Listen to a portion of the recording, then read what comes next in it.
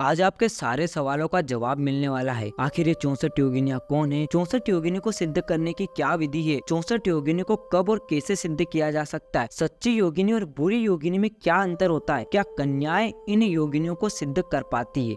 ऐसे बहुत सारे सवाल हैं जिसका जवाब आपको पता नहीं होगा, पर आज इस वीडियो के दौरान आपका यह भ्रम भी खत्म होने वाला है। जय माता दी दोस्तों, आप सबके डिमांड पर आ गया ये वीडियो जिसका आप बेसब्री से इंतजार कर रहे थे। आखिर ये योगिनियाँ कौन है। 64 योगिनियों का संबंध आदि शक्ति महाकाली के कुल से है।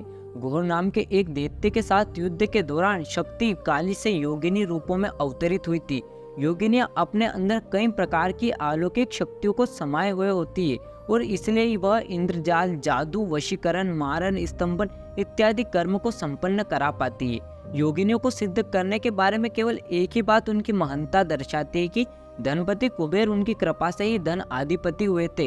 इनको प्रसन्न करने से राज्य तक प्राप्त किया जा सकता है। ये मुख्यतः 8 होती है तथा माँ, बहन तथा भार्या के रूप में सर्वस्व देती है। इनकी साधना सावधानी भी मांगती है। पत्नी के रूप में साधना करने से अपने सांसारिक पत्नी का सुख त्यागना पड़ सकता है, अतिरिक्त नहीं करना चाहिए। जब भाग्यवश काफी प्रयासों के बाद कोई काम नहीं बन रहा है या प्रबल शत्रु के वश में होकर जीवन की आशा छोड़ दिए, तो इस साधना से इन कष्टों में सहज मुक्ति पाई जा सकती है। इस साधना के द्वारा वास्तु दोष, पितृ दोष, काल सर्प दोष तथा कुंडली के अन्य सभी दोष बड़ी आसानी से दूर हो जाते हैं। इनके अलावा दिव्य दृष्टि, किसी का भी भूत, भविष्य या वर्तमान जान लेना जैसी कई सिद्धियां बहुत ही आसानी से साधक के पास आ जाती है। परंतु इन सिद्धियों का बोलकर भी दुरुपयोग नहीं करना चाहिए, अन्यथा अनिष्ट होने की आशंका होती है। 64 योगिनी का एक निष्ठ भक्त होना जरूरी है। शिव का दास होना अत्यंत आवश्यक होता है भक्त को। 64 योगिनी की साधना आपको करनी चाहिए कि नहीं, यह माता काली आपको सपने में आकर बता देती है। 64 योगिनी की साधना की विधि क्या है,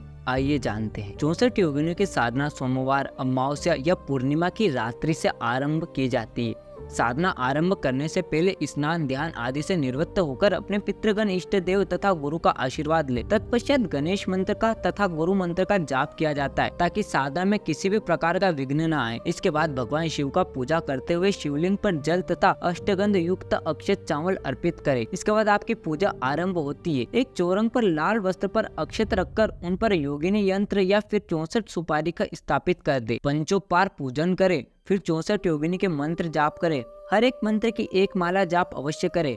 अंत में जिस भी योगिनी को सिद्ध करना चाहते हैं उनके मंत्र की कम से कम 11 माला या फिर 1100 मंत्र का जाप कर सकते हैं। अब 64 योगिनी के मंत्र क्या हैं, यह मंत्र मैंने आपको डिस्क्रिप्शन में प्रोवाइड कर दिए हैं, तो आप वहां पर जाकर देख सकते हैं। 64 योगिनी के मंत्र के बाद योगिनी स्तोत्र का पाठ अवश्य करें। स्तोत्र के बाद वेदी में अग्नि की स्थापना करें और सभी 64 योगिनी के नाम स्मरण करते हुए 11 आहुति दीजिए।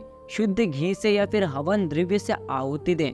प्रत्येक नाम के आगे ओम तथा अंत में स्वाहा लगाकर हवन करें। इसके बाद योगिनी यंत्र स्थापना करें और भगवान शिव की आरती करें। पूजा के बाद क्षमापन प्रार्थना करें। इसके बाद अत्यंत आवश्यक जानकारी आने वाली है, कृपया ध्यान से सुनें। साधना समाप्त होने के बाद शिवलिंग पर चढ़ाए चावल अलग से रखें तथा अगले दिन बहते जल यथा नदी में प्रवाहित कर दें। ये उपासना 21 रात्रि तक करनी है। योगिनी देवी की माता स्वरूप में ही उपासना करें।